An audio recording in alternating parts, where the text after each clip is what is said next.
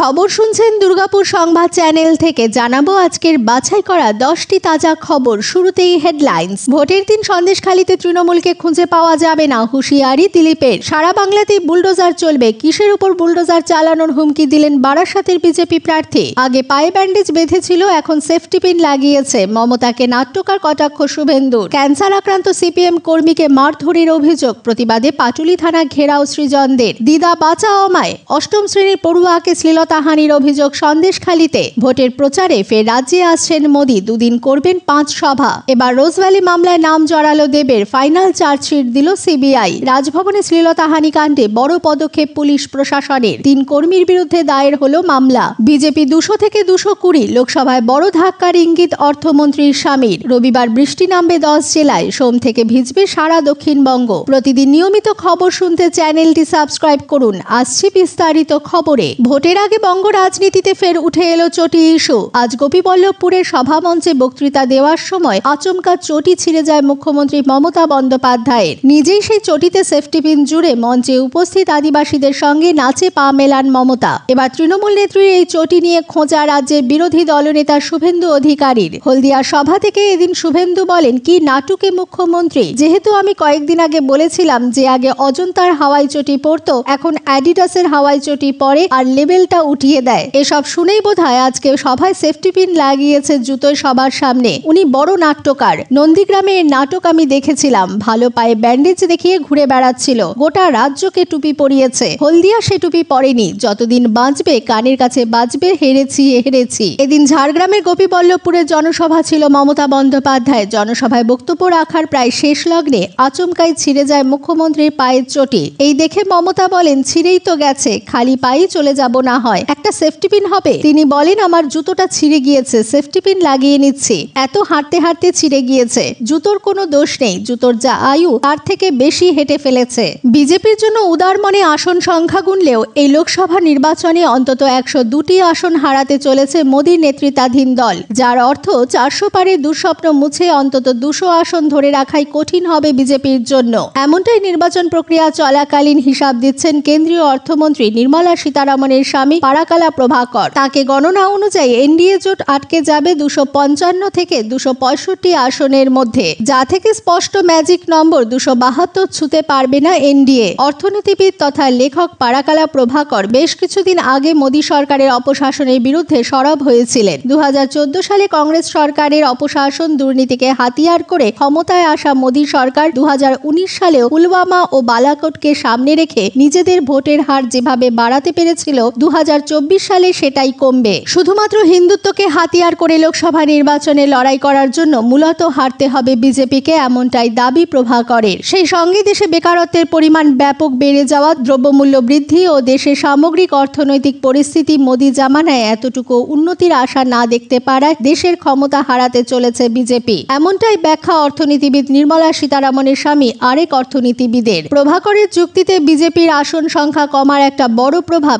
NDA জোটের উপরও পড়বে। এমনিতেই ছোট দলগুলির সঙ্গে জোটের বিষয়টি ধোঁয়াশার মতো রয়েছে। এমনকি দক্ষিণ ভারতের একটা বড় অংশে এনডিএ জোটের অনেক শরিকই খাতা খুলতে পারবে না বলে দাবি প্রভাকরের। সেই কারণেই দক্ষিণ ভারতের রাজ্যগুলিতে 50% আসন হারাবে বিজেপি। আবার উত্তর ভারত ও উত্তর পূর্ব ভারত মিলিয়ে 65 থেকে 75 আসন হারাতে চলেছে বিজেপি। গোটা দেশের ক্ষেত্রে সেই সংখ্যাটা গিয়ে দাঁড়াবে অন্তত 90 থেকে 102 আসন। বিজেপির প্রতি সম্পূর্ণ ভরসা রেখে যে পরিসংখ্যান তিনি দিয়েছেন, সেই সংখ্যা আরো কমতে পারে বলেই আশঙ্কা প্রকাশ করেছেন প্রভাকর। একটি সাক্ষাৎকারে রীতিমতো প্রত্যেক রাজ্য ধরে বিজেপির প্রাপ্ত আসনের সংখ্যা তুলে ধরে প্রভাকরের ব্যাখ্যা, বিজেপির আসন সংখ্যা 200 থেকে 220-র মধ্যে আটকে যাবে। যে হিসাব তিনি দিয়েছেন সেই তালিকা এই রকম: অন্ধ্রপ্রদেশ 1, তেলেঙ্গানা 4, তামিলনাড়ু 0, কেরালা 0, কর্ণাটক 11, উত্তরপ্রদেশ 50, বিহার 10, মধ্যপ্রদেশ 25, রাজস্থান 19, ছত্তিশগড় 4, ঝাড়খণ্ড 6, হরিয়ানা 3, দিল্লি 2, মহারাষ্ট্র 11, পশ্চিমবঙ্গ 13, ওড়িশা 6। এই খবর আপনারা শুনছেন দুর্গাপুর সংবাদ চ্যানেল থেকে। আপনাদের কাছে একটি বিশেষ অনুরোধ, আমরা এই ভিডিওটিতে 4000 লাইক টার্গেট করেছি, তাই এখনই ভিডিওটিকে একটা লাইক দিয়ে আমাদেরকে সাপোর্ট করুন। আসছি পরের খবরে। হাবড়ায় প্রচারে গিয়ে বারাসাতের বিজেপি প্রার্থী স্বপন মজুমদারের মুখে বুলডোজার চালানোর হুমকি। কেন্দ্রীয় স্বরাষ্ট্র প্রতিমন্ত্রী নিশীথ প্রামাণিকের সঙ্গে নির্বাচনী রোড শোর আগে এই বিস্ফোরক মন্তব্যে শোরগোল ফেলে দিয়েছে। রেশন দুর্নীতিতে অভিযুক্ত জ্যোতিপ্রিয় মল্লিক এখন জেলবন্দি। তার কথা টেনে তৃণমূলের পুরো চেয়ারম্যানকে হুঁশিয়ারি দেন তিনি। পুকুর ভরাট করে বহুতল নির্মাণ চালিয়ে গেলে শ্রীঘরে ঠাঁই হবে বলে হুঁশিয়ারি দেন বারাসাতের বিজেপি প্রার্থী। শুক্রবার হাবড়ায় দলীয় প্রার্থীর মিছিলে ছিলেন কেন্দ্রীয় স্বরাষ্ট্র প্রতিমন্ত্রী নিশীথ প্রামাণিক। হাবড়া তৃণমূলের জামানত জব্দ হবে বলেও ভবিষ্যৎবাণী করেন স্বপন মজুমদার। তার অভিযোগ, পৌরপ্রধান পুকুর ভরাট করে নিজের একটি বেসরকারি স্কুলের বিল্ডিং বানিয়েছেন। এই খবর স্থানীয় সূত্রে পেয়েছেন বলে দাবি করেন বিজেপি প্রার্থী। তৃণমূলের এসব কীর্তি সম্পর্কে আরও খোঁজ খবর নেওয়া হচ্ছে বলে হুঙ্কার দেন। স্বপনের দাবি, ঘটনা যদি সত্যি হয় তদন্ত করে দেখা হবে, প্রয়োজনে সেই পুকুর পুরনো অবস্থায় ফিরিয়ে দেওয়া হবে। ভোটের প্রচারের আগে এমনই বিস্ফোরক বারাসাতের বিজেপি প্রার্থী স্বপন মজুমদার। হাবড়ায় শুক্রবার বিকেলে কেন্দ্রীয় মন্ত্রী নিশীথ প্রামাণিককে নিয়ে একটি রোড শো করেন স্বপন মজুমদার। বিস্ফোরক ভঙ্গিতে স্বপন মজুমদার বলেন, সারা বাংলাতেই বুলডোজার চলবে, বুলডোজার চলবে হাবড়াতেও। অর্থের জন্য এই তৃণমূল সব রকম অনৈতিক কাজ করতে পারে। এই অভিযোগের জবাব দিতে দেরি করেনি তৃণমূল। পুরসভার কথা না ভেবে সংসদীয় এলাকার জন্য কি উন্নয়ন করবেন তা নিয়ে প্রচার করুন। দুর্নীতি যোগ অস্বীকার করে বিজেপি প্রার্থীকে পাল্টা জবাব দিয়েছেন তৃণমূলের পুরো চেয়ারম্যান। পৌরপ্রধান নারায়ণ সাহা বলেন, উনি বারাসাত সংসদীয় এলাকায় লড়তে এসেছেন নাকি পৌরসভার ভোটে লড়বেন। সংসদীয় এলাকায় কি কাজ করবেন সেটাই ওর ভাবা প্রয়োজন। হাবড়াতে কোনো বেআইনি কাজ হয়নি, বরং উনি খোঁজ নিন পূর্বতন হাবড়ার বিজেপি পৌরপ্রধান শিবরতন কোঠারি কত অবৈধ নির্মাণ করেছিলেন, তার জবাব আগে দিন। এখন বারাসাতের মানুষ কাকে নির্বাচিত করেন তা জানা যাবে 4 জুন। এই খবর শুনছেন আপনারা দুর্গাপুর সংবাদ চ্যানেল থেকে। আসছি আবহাওয়ার খবরে। প্রবল গরমে হাঁসফাঁস করছে দক্ষিণবঙ্গের মানুষ। আর্দ্রতাজনিত কারণে হচ্ছে প্যাচপ্যাচে ঘাম। তবে এরই মধ্যে সুখবর, আগামী সোমবার থেকে ফের নামবে বৃষ্টি। তবে দক্ষিণবঙ্গের বেশ কয়েকটি জেলায় বৃষ্টি শুরু হবে রবিবার থেকেই। তবে আজও আগামীকাল কলকাতায় বৃষ্টিপাতের কোনো সম্ভাবনা নেই বলে জানাচ্ছে আলিপুর হাওয়া অফিস। আবহবিদেরা জানাচ্ছে, বঙ্গোপসাগরে একটি নিম্নচাপ অঞ্চল তৈরির সম্ভাবনা রয়েছে। সেই নিম্নচাপের প্রভাবেই সোমবার থেকে দক্ষিণবঙ্গ জুড়ে ঝড় বৃষ্টি শুরু হয়ে যাবে। রবিবার হালকা বৃষ্টির সম্ভাবনা রয়েছে 2 চব্বিশ পরগনা, 2 মেদিনীপুর, 2 বর্ধমান, বাঁকুড়া, বীরভূম, মুর্শিদাবাদ এবং নদিয়া জেলাতে। যদিও এই বৃষ্টিতে গরম খুব একটা কমবে না। স্বস্তির বৃষ্টি নামবে সোমবার থেকে। সোমবার থেকে দক্ষিণের প্রায় সব জেলাতেই বজ্রবিদ্যুৎ সহ বৃষ্টিপাত শুরু হয়ে যাবে বলে পূর্বাভাস দেওয়া হয়েছে। একই সঙ্গে ঘন্টায় 30 থেকে 40 কিলোমিটার বেগে বইবে ঝোড়ো হাওয়া। বৃষ্টি হবে গোটা সপ্তাহ জুড়ে। কয়েকদিন আগে রাজ্যপাল সিভি আনন্দ বোসের বিরুদ্ধে ধর্ষণের অভিযোগ তুলেছিলেন রাজভবনের এক অস্থায়ী মহিলা কর্মী। এমনকি এই অভিযোগের ভিত্তিতে পুলিশি তদন্ত শুরু হয়েছিল। এবারই শ্লীলতাহানির অভিযোগে রাজভবনের 3 কর্মীর বিরুদ্ধে এফআইআর দায়ের করল পুলিশ। জানা যাচ্ছে, এস রাজপুত, কুসুম ছেত্রী ও সন্তলালের বিরুদ্ধে অভিযোগকারিণীকে পুলিশের কাছে না যাওয়ার হুমকি দেওয়ার অভিযোগ রয়েছে। তদন্ত সূত্রে জানা গিয়েছে, ওই তরুণী যখন তার সহকর্মীদের কাছে রাজ্যপালের কুকীর্তি ফাঁস করে তখন নাকি এই 3 জনই তাকে বাধা দেয়। ইতিমধ্যে এই বিষয়টি নিয়ে তদন্ত চলছে। যদিও এই রাজভবনের তরফ থেকে ধর্ষণের অভিযোগ উড়িয়ে দেওয়া হয়েছে। একটি বিবৃতির মাধ্যমে জানিয়ে দেওয়া হয়েছিল, এই অভিযোগ একেবারেই ভিত্তিহীন। এমনকি তার সপক্ষে রাজভবনের সিসিটিভি ফুটেজ রয়েছে, যা সকলকে দেখাতেও প্রস্তুত ছিলেন রাজ্যপাল। এই বিতর্কের মাঝে সম্প্রতি রাজভবন চত্বরে 1 ঘন্টা 19 মিনিটের একটি সিসিটিভি ফুটেজ দেখানো হয়। শুধুমাত্র রাজ্য প্রশাসনকে নয়, জনসাধারণের জন্য ওই ভিডিও প্রকাশ্যে আনা হয়। যদিও ওই ভিডিও সত্যতা নিয়ে বিতর্ক তৈরি হয়েছে। এদিকে রাজভবনের কর্মী ধর্ষণ কাণ্ডের খবর সামনে আসতে এক নৃত্যশিল্পী ও সিভি বোসের বিরুদ্ধে ধর্ষণের অভিযোগ তোলেন। জানা যাচ্ছে, গত বছর তিনি যখন দিল্লিতে গিয়েছিলেন তখন তার এক আত্মীয় রাজভবনের থেকে কিছুটা দূরে একটি হোটেলে রুম বুক করেছিলেন।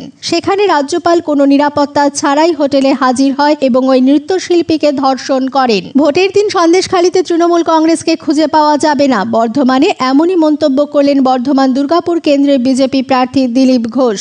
এদিন প্রাতঃভ্রমণের পর চা চক্রে তিনি বলেন, আপনারা দেখছেন মহিলারা রাত জেগে জেগে পাহারা দিচ্ছে, নিজের বাড়ি পাহারা দিচ্ছেন এবং ওখানকার ভোট পাহারা দিচ্ছেন। এতদিন ওখানে একতরফা ভোট হতো, শাহজাহান বলে দিত আর তাদের লোক গিয়ে ভোট দিয়ে আসতো। আজ শাহজাহান নেই, তার ভাই এবং গুন্ডারা সব ধমকি দিচ্ছে বাড়ি বাড়ি গিয়ে। আর আপনারা দেখেছেন মহিলাদের সঙ্গে কি অত্যাচার হয়েছে। রাতের বেলা তুলে নিয়ে যাওয়ার চেষ্টা হয়েছে, পুলিশও মারছে মহিলাদের চুলের ঝুঁটি ধরে, ভয় দেখানোর চেষ্টা চলছে। ওইসব আসলে ভোটগুলো লুট করার জন্য। কিন্তু আমি বলে দিচ্ছি, ভোট ভোটের দিন দেখবেন টিএমসি কে খুঁজে পাওয়া যাবে না। লোকে ভোট দেবে যেমন বাকি জায়গায় দিয়েছে, আর বিজেপি ওখান থেকে বিরাট লিড নেবে। নারী নির্যাতনের বিতর্ক কিছুতেই যেন পিছু ছাড়ছে না সন্দেশখালী থেকে। এবার বেড়মজুরে নাবালিকা নির্যাতনের অভিযোগ উঠল।